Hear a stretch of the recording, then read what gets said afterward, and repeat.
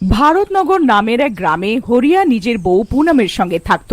হারিয়া একটা কৃষক ছিল। সে সারাদিন গ্রামে চাষবাস করত আর গ্রামের লোকেদের নিজের তাজা সবজি খাওয়াতো। ভারতনগর গ্রামে এক ডাইনির প্রকোপ ছিল। সেই ডাইনি সব গ্রামবাসীদের বিরক্ত করে রেখে দিয়েছিল। সে রোজ রাত্রে আসতো আর গ্রামবাসীদের দরজা ধাক্কাতো আর ওদের থেকে মদ চাইতো। গ্রামবাসীদের মদ না দেওয়াতে সে ডাইনি তাদের মেরে ফেলতো। একদিন হারিয়া ক্লান্ত হয়ে নিজের ঘরে ফিরছিল। আরে পুনম, আমি এসে গেছি চাষ থেকে কাজ করে। আমার খুব জোরে খিদে পেয়ে গেছে।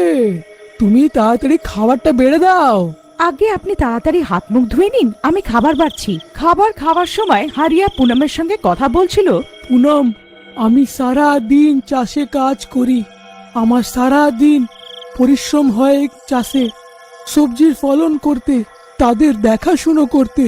আর গ্রামবাসীরা সেই সবজি কেনে না, তো আমার অনেক দুঃখ হয়। আমাদের অনেক ফসলও খারাপ হয়ে যায়, আর কখনো কখনো সবজির দামের হিসাবে আমরা মূল্যও পাই না। এমন হলে তো আমাদের ধার নিতে হবে। আপনি চিন্তা করবেন না, সব ঠিক হয়ে যাবে। পুনম আর হারিয়া খাবার খাচ্ছিল, তখনই দরজার দিক দিয়ে শব্দ আসে। সে একটা মধুরে ডাইনি ছিল। আমি মধুরে, আমি মধুরে, আমি মধুরে, আমি মধুরে। এক তো এইখানে আমাদের কাজকর্ম ঠিক মতন চলছে না, আর ওইদিকে এই মধুরে ডাইনি আমাদের বিরক্ত করে মারছে। আমাদের খাবারও ঠিক মতন জোটে না। আমরা দুজন স্বামী স্ত্রী এত কষ্ট করে দুমুঠো খাবার জোটাচ্ছি, আর এই ডাইনি একে রোজ মদ খাওয়াতে হয়। আপনি ঠিক বলছেন। আমরা এই মধুরী ডাইনিকে কত মদ খাইয়ে দিয়েছি, কিন্তু তবুও এই শোধরায় না। রোজ আমাদের ঘরে মদ চাইতে এসে যায়। এর কোনো একটা উপায় বার করতেই হবে। বলো গো, এখন কি করা হয়? এখন তো তুমি একে মদ দিয়ে দাও এই মধুরে ডাইনির। দেখছি আমি করছি এর কোনো না কোনো উপায়। পুনম আলমারির থেকে একটা মদের বোতল বার করে দরজার নিচের থেকে ডাইনিকে দিয়ে দেয়।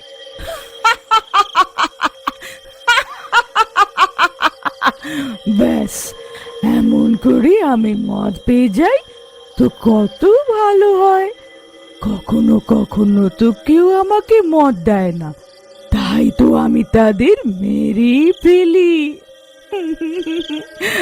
আমার অন্য জিনিসে যায় আসে না, আমার শুধু মদ চাই। ব্যাস, রোজ এক বোতল মদ পেয়ে যাই তো মজা এসে যাবে। আমি মধুরে, আমি মধুরে। ডাইনি এমনটি বলে মদ খেতে খেতে সেখান থেকে উধাও হয়ে যায়। পরের দিন ডাইনি আবার পুনমের পাশের বাড়ির দরজা ধাক্কায়।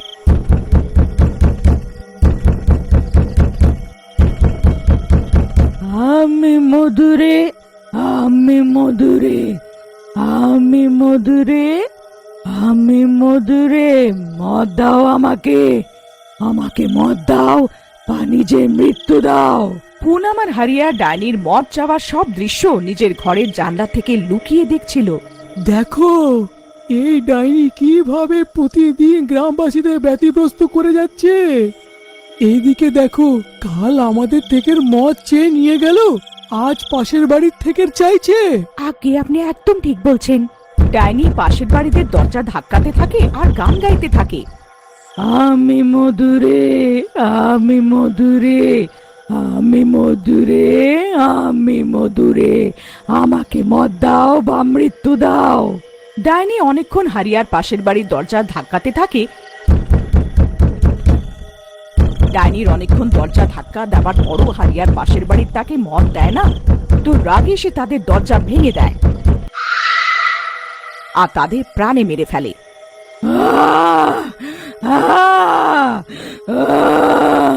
পরের দিন সব গ্রামবাসীরা জড়ো হয় আর হারিয়ার পাশের বাড়ির অন্ত্যেষ্টি ক্রিয়া করে। অন্ত্যেষ্টি ক্রিয়াতে গ্রামের প্রধানও থাকেন।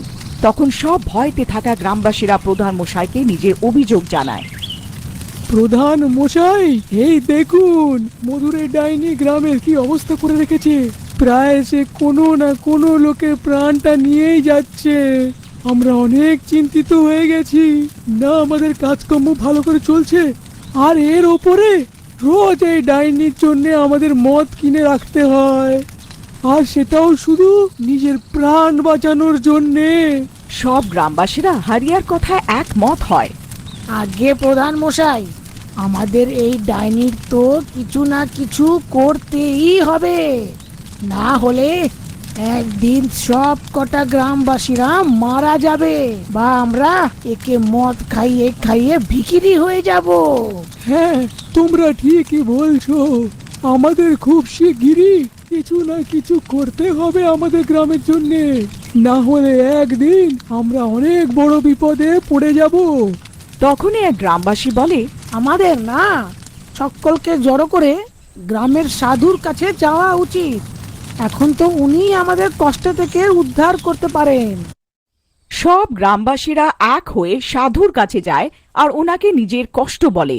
বাবা মশাই, আমাদের বাঁচান, বাবা আমাদের বাঁচান, আমাদের সবার প্রাণ বিপদে আছে গো বাবা, আমাদের বাঁচান।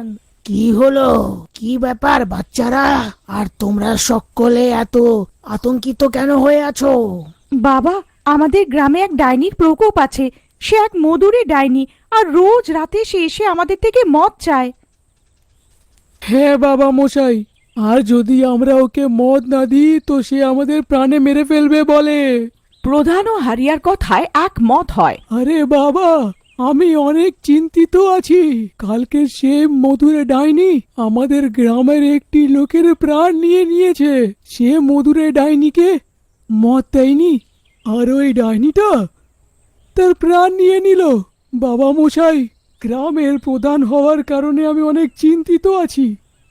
আপনি কিছু একটা করে আমাদের সব গ্রামবাসীদের প্রাণ বাঁচান। ঠিক আছে, তোমরা সবাই চিন্তা করো না, আমি তোমাদের বলছি সেই মধুরী ডাইনিকে মারার উপায়। বাবা প্রধানকে গঙ্গা জল দিয়ে দেয়। প্রধান মশাই, আজ রাতেই যখন সেই মধুরে ডাইনিটা মদ চাইবার জন্যে গ্রামবাসীদের দরজা ধাক্কাবে, তখন তোমরা তাকে এই গঙ্গা জল একটা বোতলে ভরে দিয়ে দিও। পবিত্র জল খাওয়ার পরেই সে মধুরে ডাইনি মরে যাবে, আর তার সাথেই এই গ্রাম থেকে ওর অস্তিত্বটাই মুছে যাবে। বাবা প্রধানকে গঙ্গা জল দিয়ে দেয়। সেই রাত্রে আবার ডাইনি প্রধানের দরজা ধাক্কায়। আমি মধুরে, আমি মধুরে, আমি মধুরে, আমি মধুরে, আমাকে মদ দাও বা মৃত্যু দাও। আর যদি না দাও তো নিজের মৃত্যুর জন্য প্রস্তুত হয়ে যাও। প্রধান বাবার কথার অনুসারে ডাইনির বোতলে গঙ্গা জল ভরে দিয়ে দেয়। দেখো এই গ্রামবাসীরা আমাকে কত ভয় পায়। এরা সবাই নিজের বাড়িতে আমার জন্য মদ রাখে, শেষ অবধি নিজের প্রাণটা যে প্রিয়। ডাইনি প্রধানের দেওয়া বোতলটা খোলে আর সেটাকে মদ ভেবে খেতে শুরু করে। ডাইনির গঙ্গা জল খাবার পরে সে জোরে জোরে চেঁচাতে শুরু করে। ডাইনির গঙ্গা জল খাওয়াতে গলায় জ্বালা শুরু হয়ে যায়। ডাইনি অনেক জোরে জোরে চেঁচাতে শুরু করে। আরে আরে বাপরে, আমাকে কি খাইয়ে দিলে, কি খাইয়ে দিলি হতচ্ছাড়া লোক। এতে আমার গলা জ্বালা করছে। আরে আমি কি খেলাম, আমাকে কেউ বাঁচাও, বাঁচাও আমাকে, আমার গলাটা জ্বালা করছে। ডাইনি গঙ্গা জল খাওয়ার পরে ছটপট করতে শুরু করে, আর দেখতে দেখতে সে তার শরীরে আগুন লেগে যায়। তাকে পুড়তে দেখে পুরো গ্রামের লোকেরা নিজেদের ঘর থেকে বাইরে এসে যায়। ডাইনি, ও মধুরে ডাইনি, তুই কি ভেবেছিলিস আমরা তোকে ভয় পেয়ে গেছি আর তোকে এমন করে নিজের কষ্টের রোজগারে মদ খাওয়াতে থাকবো? হ্যাঁ, দেখলি দেখলি তুই, তোর কি অবস্থা করেছি আমরা সবাই মিলে। আমরা সবাই তোকে আজ মেরে শান্তির নিঃশ্বাস ফেলবো। হ্যাঁ। কিছুক্ষণেই ডাইনি পুড়ে ছাই হয়ে যায় আর গ্রাম থেকে তার অস্তিত্ব মুছে যায়। এখন কোনো ডাইনি রাত্রে গ্রামবাসীদের বিরক্ত করে না, আর সব গ্রামবাসীরা একজুট হয়ে সুখে জীবন যাপন করতে লাগে।